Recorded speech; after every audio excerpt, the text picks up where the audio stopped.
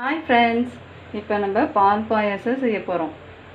பால் பாயாசத்துக்கு தேவையானது ஜவ்வரிசி, சேமியா, காய்ந்த திராட்சை, முந்திரி, ஏலக்காய், நெய், பால்.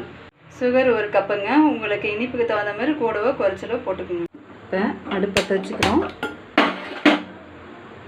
தண்ணி ஊற்றிக்கிறோம், ஜவ்வரிசி போட்டுக்கிறோம். ஜவ்வரிசி அப்படியே போட்டுறக்கூடாதுங்க, ஊற வச்சு எடுத்து வச்சுக்கணும். ஜவ்வரிசி வெந்துருச்சுங்க, சேமியா போட்டுக்குவோம். சேமியா வெந்துட்டுருக்குங்க, சுகர் போட்டுக்குவோம். இந்த ஸ்டேஜில் பால் ஊற்றிக்கலாம். சேமியா வெந்துருச்சு.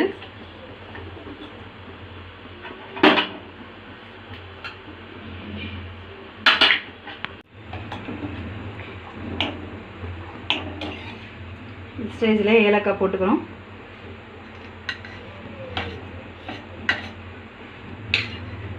இப்போ பாயாசத்துக்கு தாளிச்சிக்கலாம். முந்திரி போட்டு நெய் 1 ஸ்பூன் ஊற்றிக்கிட்டேன். நெய் அதிகமாக ஊற்றிக்கிட்டிங்கன்னா திகட்டும், பார்த்து போட்டுக்கோங்க. முந்திரி போட்டுக்கிட்டேன், காய்ந்த திராட்சை. இப்போ பாயாசத்தில் போட்டுக்கிறோம் தாளிச்சதை. பாருங்க, பால் பாயாசம் ரெடி. இது நீங்களும் செஞ்சு பார்த்து கமெண்ட் பண்ணுங்கள், ஷேர் பண்ணுங்கள், லைக் பண்ணுங்கள்.